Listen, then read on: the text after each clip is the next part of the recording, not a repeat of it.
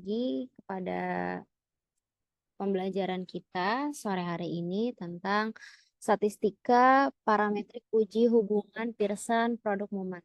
Di mana ini adalah cara kita untuk mengetahui apakah ada hubungan antara dua variabel yang sedang kita ukur. Misalnya, kita ingin tahu apakah semakin banyak seseorang belajar, nilainya akan semakin baik, maka Pearson Product Movement ini mengukur seberapa kuat arah dan hubungan antara dua hal tersebut.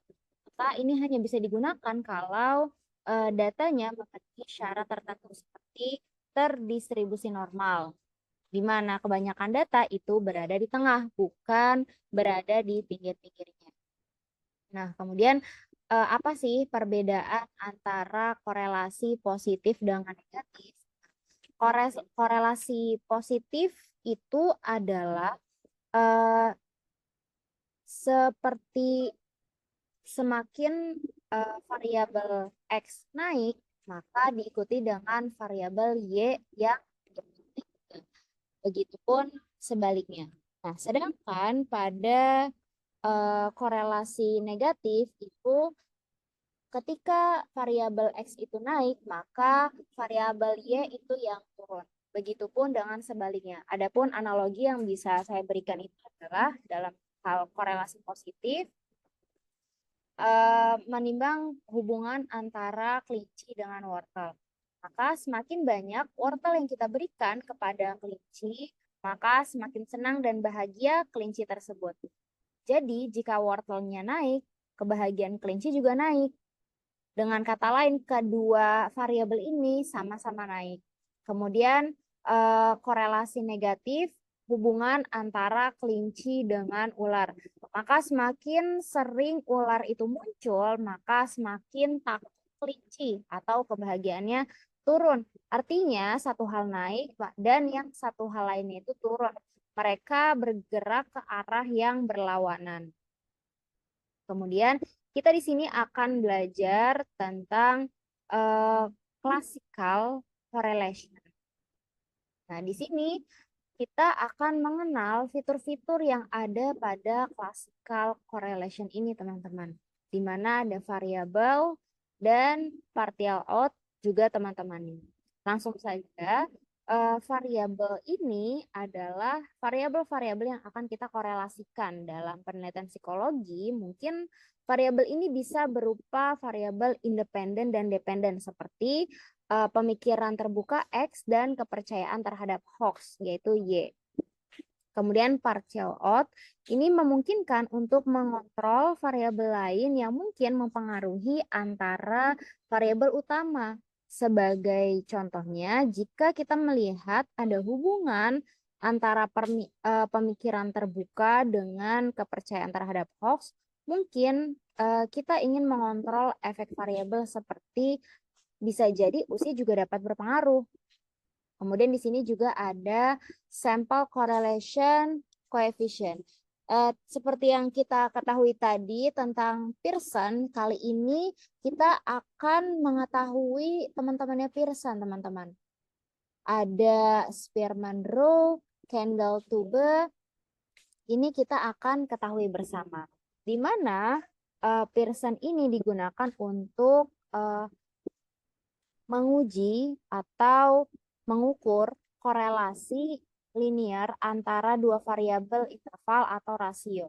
Nah, ini biasanya digunakan untuk mengukur kekuatan dan arah hubungan antara dua variabel kuantitatif seperti yang kita jelaskan tadi. Kemudian untuk yang Spearman, ini adalah alternatif dari Pearson.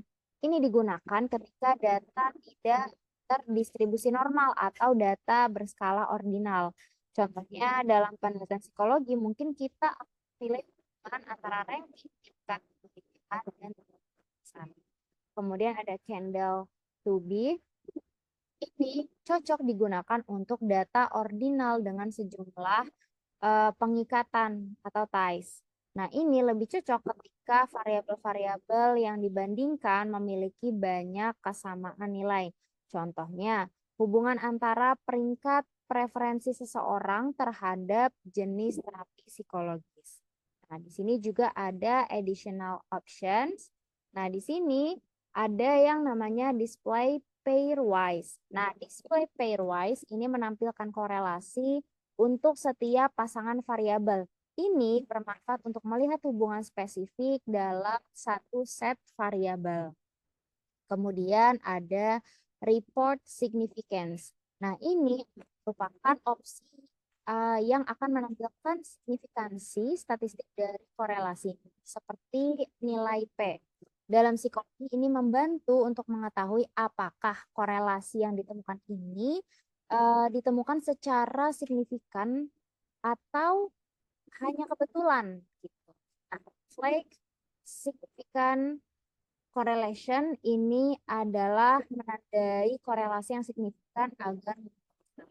Kemudian ada juga confidence interval, di mana ini merupakan interval kepercayaan. Biasanya 95% untuk menunjukkan rentang di mana nilai korelasi sebenarnya mungkin berada. Maka ini memberikan keyakinan dalam memperkirakan kekuatan korelasi. Terus kemudian di sini ada FOV, self maximum peer ratio. Nah, ini adalah rasio p-value yang digunakan untuk melihat kekuatan bukti terhadap hipotesis nol. Nah, ini juga berguna dalam analisis statistik yang lebih lanjut. Dan ada effect size, Fisher Z, ini untuk mengkonversi nilai korelasi ke dalam skala Z. Ini membantu ketika membandingkan korelasi dari berbagai sampel atau studi. Nah, kemudian ini juga ada sample size, di mana ini menampilkan ukuran sampel yang digunakan. Yang penting untuk memastikan hasil korelasi memiliki kekuatan statistik yang cukup. Kemudian di sini juga ada alternatif hipotesis. Nah, ini ada 3 ya teman-teman. Ada correlate positively, ada correlate negatively. Nah, di sini correlate ini digunakan jika kita ingin melihat apakah ada korelasi tanpa mengasumsikan arah hubungan atau korelasi dua arah. Correlate positively ini merupakan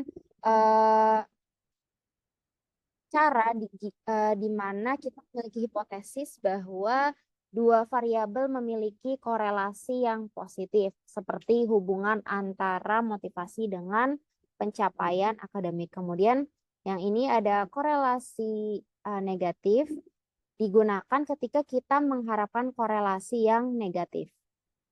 Kemudian di sini juga ada plots, atau banyak teman-temannya juga nih ada scatter plots. Nah, scatter plots ini untuk menampilkan hubungan antara dua variabel.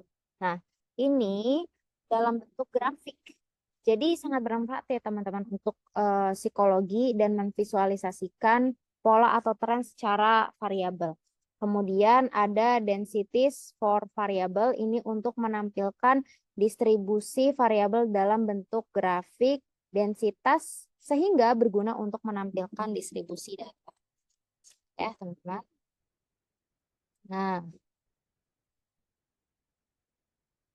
selanjutnya ada confidence interval.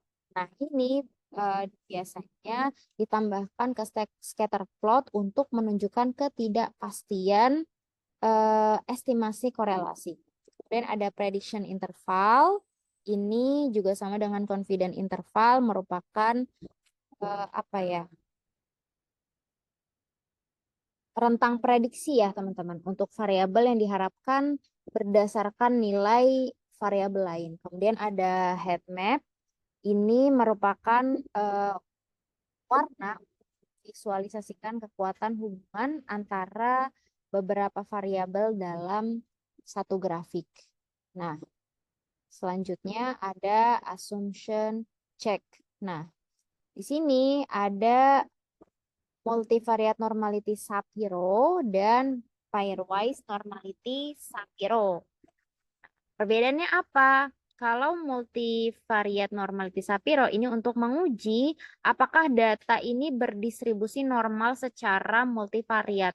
Sehingga ini penting untuk memastikan asumsi dasar dalam analisis regresi dan korelasi. Sedangkan untuk pairwise ini untuk menguji distribusi normalitas untuk setiap pasangan variabel. Selanjutnya ada option.